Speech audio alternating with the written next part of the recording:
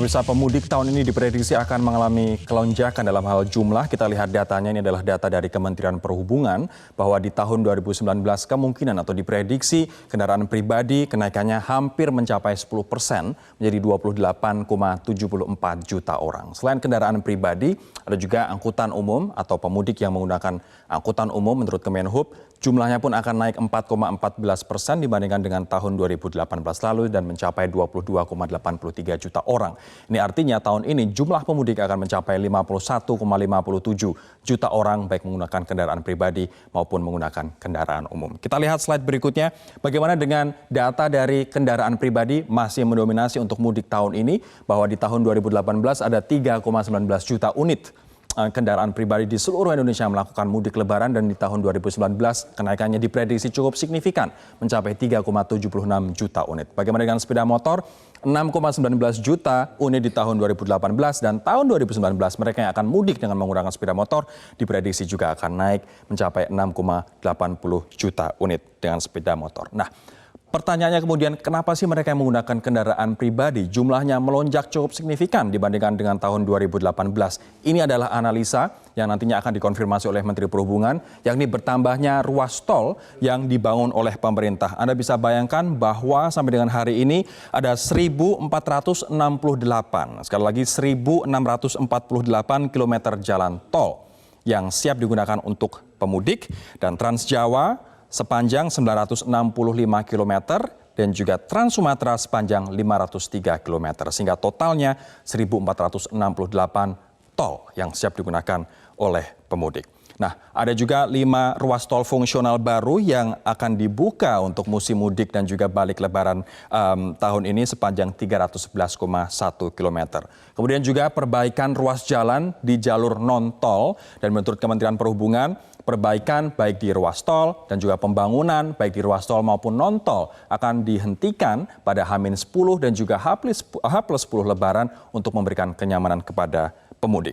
Nah, yang tidak kalah menarik pemirsa adalah data terkait dengan penumpang yang mudik dengan angkutan umum.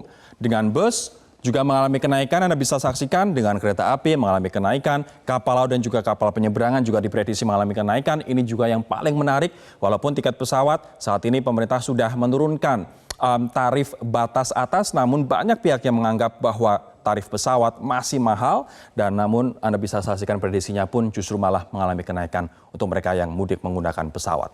Terkait dengan peningkatan atau prediksi peningkatan jumlah pemudik di tahun 2019 ini, apa antisipasi dari pemerintah khususnya Kementerian Perhubungan? Kami akan berbincang dengan Menteri Perhubungan Budi Karya Sumadi dan juga Pak Joko Setiowarno, pengamat transportasi dari Masyarakat Transportasi Indonesia. Pak Menteri, Pak Joko, selamat malam. Saya akan ke Pak Menteri terlebih dahulu. Apa antisipasi pemerintah, Pak, apabila melihat tadi untuk lonjakan penumpang dengan kendaraan pribadi hampir 10%, lonjakan untuk penumpang dengan kendaraan umum 4% lebih?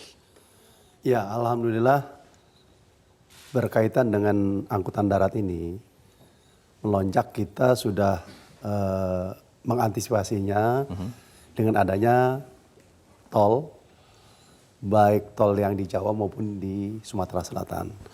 Dan ini memang konsentrasi daripada pergerakan itu banyak di 2 tempat itu. Baik. Bahkan di 2 tempat itu kita melakukan suatu upaya-upaya rekayasa lalu lintas supaya angkutan ini berjalan dengan baik, ya. Apakah mereka yang banyak kemudian beralih menggunakan kendaraan pribadi dikarenakan banyaknya pembangunan jalan tol dan juga jalan non-tol, Pak Budi? Bisa jadi begitu, karena kita tahu bahwa dibangunnya jalan tol itu mendatangkan cerita-cerita yang menyenangkan, ya. Jakarta Solo 2 jam, Jakarta Semarang 5 jam, Jakarta Surabaya 10 jam. Ini pasti menantang, dan bagi keluarga muda dia akan coba itu. Jadi saya pikir akan banyak. Pak Menteri, kalau misalnya mereka yang menggunakan kendaraan pribadi bertambah, artinya beban dari jalan juga akan bertambah. Di 2016 kita tahu bahwa Brexit macet 18 km, belasan orang meninggal dikarenakan tidak mampu menampung beban untuk Brebes Exit itu menampung jumlah kendaraan. Bagaimana mengantisipasi bahwa di tengah euforia masyarakat untuk menggunakan jalan tol, jalan non-tol, mencegah Brexit kembali terjadi? Ya, betul. Oleh karenanya kita lihat bahwa adanya euforia itu harus diselesaikan dengan cara-cara yang baik ya. Satu, rekayasa lalu lintas. Dengan adanya one way ya dari Kerawang sampai ke Brebes. Oke. Dan itu akan menampung 2 kali lipat. Yang tadinya 70.000 menjadi 150.000. One way, satu. One way, satu. Ya. Dan juga kita juga berpikir bahwa lalu lintas yang arah sana itu memberikan ruang-ruang untuk ke lalu lintas ke selatannya.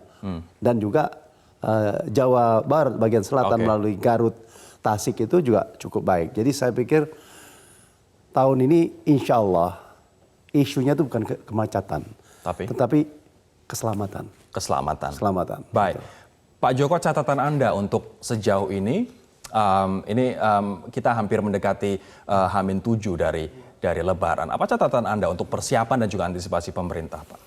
Ya, kalau melihat kesiapan pemerintah dalam hal menaikkan kapasitas, ya, ini memang sudah nampak dengan adanya umpamanya antisipasi untuk jalan tol yang sudah terhubung semua itu dengan sistem satu arah. Gitu ya.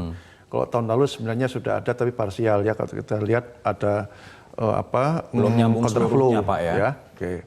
Jadi isunya mungkin bisa berkembang, tadi bicara keselamatan karena ternyata sebelum Lebaran ini dengan adanya tol tersambung itu, kami juga melihat kemarin ke Sumatera, tol Sumatera Selatan itu juga masalah keselamatan. Jadi ban pecah umpamanya gitu, itu yang meningkat. Tapi di sisi lain juga kita bicara keamanan juga ya, untuk yang tol Sumatera mungkin kita bicaranya selain keselamatan juga bicara keamanan. Ya, berbeda halnya yang di Jawa mungkin lebih pada keselamatan. Anda menemukan potensi tidak selamat di ruas tol Sumatera, Pak? Ya, tidak selamat, tapi dua hal ini di Sumatera maupun yang ada di Jawa juga sama. Jadi ban pecah ini menjadi masalah yang cukup besar. Ada juga kemarin, tapi kalau Lebaran mungkin tidak. Jadi fenomena tabrak belakang gitu kan. Sebenarnya kalau seperti itu kalau di Pantura udah biasa. Tapi pada saat itu kan kecepatannya rendah. Cuman karena kecepatannya tinggi, efeknya jadi besar. Tapi kalau Lebaran ini kan truknya sudah tidak ada. Nah, ban pecah mungkin yang menjadi persoalan. Ini yang menarik, Pak Menteri. Saya beralih ke Pak Budi, Pak Joko. Jumlah korban meninggal tahun lalu 242. Ini artinya turun 44% dibanding tahun 2017 yang mencapai 616 orang. Dan korban terbanyak adalah dari mereka yang menggunakan sepeda motor. Nah, tahun ini strateginya apa agar angka 242 justru turun signifikan, Pak?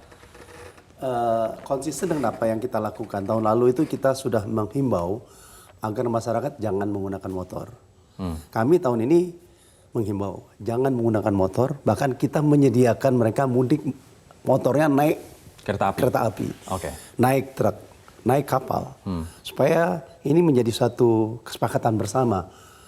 Bukan wajib, tetapi kami menghimbau. Yang kedua, kita menghimbau kecepatan jangan lebih dari 100 km. Yang ketiga, bus-bus itu semua direm cek. Ya, banyak bis-bis yang. Apakah ini himbauan atau sesuatu yang kewajiban dan ada kalau 100 km ada sanksinya. Rem cek ada sanksinya. Ya, kalau motor itu himbauan. Dan tahun lalu himbauan motor berhasil. Rem cek ini signifikan karena itu bis-bis yang hanya beroperasi kadang-kadang cuma pas Lebaran. Itu kami minta kepada Kapolres, Disub, lakukan rem cek. Bannya, remnya, kaca spionnya, dan sebagainya. Dan kita minta lakukan law enforcement. Apabila pada saat masa Lebaran mereka keluar tanpa ada rem cek, stop. Baik, saya nanti akan ke Pak Joko setelah jeda. Pak Joko, apakah kemudian strategi dengan memberangkatkan sepeda motor terlebih dahulu dengan kapal dan juga kereta api ini efektif untuk terus menekan angka korban meninggal dunia pada mudik Lebaran? Kami akan kembali sesaat lagi.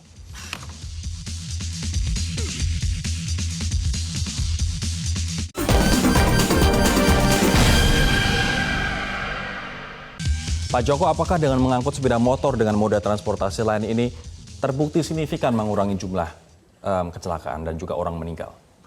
Sebenarnya mudik gratis itu dengan sepeda motor itu sebenarnya tidak banyak kok. Jadi yang mudik kapasitasnya itu nggak sampai 1%. Tapi sebenarnya pada saat Lebaran itu kecelakaan itu menurun sebenarnya dari kondisi sehari-hari itu menurun 70% sebenarnya. Apakah ini memang dikarenakan sepeda motornya sudah diangkut lebih dahulu, kemudian orangnya kemudian baru naik moda angkutan yang lain, atau dikarenakan faktor kesadaran masyarakat yang lebih baik sebenarnya? Kalau melihat tempat kecelakaannya itu rata-rata sudah mau masuk Jawa Tengah. Artinya mereka sudah lelah ya. Di daerah Tegal, Brebes gitu kan. Artinya memang efektif juga kalau jarak jauh itu mereka memang diangkut menggunakan kendaraan lain ya.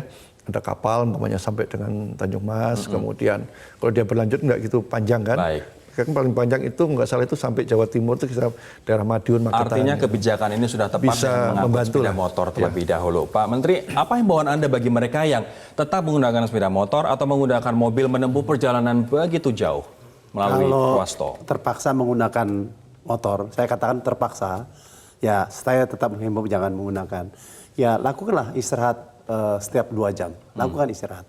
Karena saya yakin menggunakan sepeda motor itu capek sekali. Baik, untuk yang mobil Pak, kita punya pengalaman bahwa banyak orang antri di rest area sehingga menghalangi jalan begitu dan menimbulkan kemacetan. Antisipasinya bahkan apa? saya secara sistematis sebenarnya bagaimana kita menggunakan rest area itu sebagai emergency saja apabila diperlukan ya. Jadi katakanlah kita dari Cikarang Utama sampai Brebes itu kira-kira 2,5 jam, 3 jam perjalanan. Persiapkan aja tuh bensinnya segala macam. Habis itu mampisnya di Brebes, di Cirebon. Mampirnya justru malah keluar tol terlebih dahulu untuk masuk menikmati kota-kota itu baru nanti balik lagi ke tol. Bisa makan empal gentong. Ini menariknya Kementerian Perhubungan dan juga jajaran kementerian yang lain membuat buku seperti ini, mungkin bisa ditunjukkan kali ya. Ini ada Yuk Mampir begitu, kampanye dari Kementerian Perhubungan Pak. Ini bisa masyarakat dapatkan di mana? Ini bisa download ya, dan juga ada di website Kementerian Perhubungan. Bisa download di sini. Dan juga bisa di website Kementerian Perhubungan. Artinya Anda pun tidak harus beristirahat di rest area yang takutnya justru malah menambah beban kemacetan, tapi justru keluar ke daerah-daerah yang potensi kulinernya ada di Majalah dan ini. Kota itu menjadi berkembang, luar biasa itu nanti. Ini pertanyaan terakhir saya untuk Pak Menteri, banyak masyarakat yang kemudian masih mengeluhkan harga tiket pesawat yang walaupun batas atasnya turun, masih saja mahal Pak. Tapi potensinya tetap naik untuk tahun 2019. Apa penjelasan Anda untuk masyarakat? Ya sebenarnya yang namanya tiket pesawat ini bukan domainnya Kementerian Perhubungan saja. Kami bertugas untuk menentukan batas atas dan bawah saja. Setelah itu adalah mekanisme pasar. Tapi kami tetap menghimbau kepada mereka-mereka maskapai untuk memberikan tarif-tarif yang murah. Sebenarnya LCC memberikan juga tarif-tarif 50%. Tetapi mungkin sudah habis karena masa lebaran ini banyak diborong oleh masyarakat. Baik. Pak Joko, Anda melihat seperti apa harga tiket pesawat saat ini yang masyarakat masih mengeluhkan mahal, dan kemungkinannya masyarakat kemudian berpikir, analis juga berpikir bahwa ini kemungkinan dikarenakan praktek duopoli. Pemerintah tidak menciptakan mekanisme pasar yang tepat, tidak memperkuat Air Asia misalnya, sehingga ada persaingan yang lebih luas. Ya, saya pikir ini memang tadi pemerintah mempunyai hak untuk menentukan batas bawah, batas atas. Tapi akhirnya kan kembali pada maskapai masing-masing itu. Ya kalau dulu mungkin dia gunakan batas bawah, sekarang didekatkan batas atasnya. Ya untungnya kalau di Jawa ini kan sudah tersambung tolnya, jadi ada pilihan. Nah, cuman yang bagi di luar Jawa, yang perantau ini, ya nanti melonjak itu kapal laut. Ya, jadi antisipasi pemerintah adalah menambah kapasitas kapal laut tadi. Baik. Ya. Ini semoga juga menjadi masukan yang sangat berharga Pak Menteri. Artinya dengan naiknya harga tiket pesawat, kapasitas kapal laut juga semakin naik. Kita tidak ingin apa yang terjadi kemarin di Danau Toba tahun lalu terjadi kembali di tahun ini. Untuk transportasi laut kita. Terima kasih sekali lagi Bapak-Bapak atas waktunya. Mohon maaf kita singkat sekali, nanti kita akan lanjutkan di perbincangan lain menjelang hari orang-orang mudik nanti di tanggal 31 Mei yang diprediksi menjadi puncak arus mudik tahun ini. Saya Rory Asyari undur diri, semoga bermanfaat perbincangan kami di Prime Talk malam hari ini. Sampai jumpa.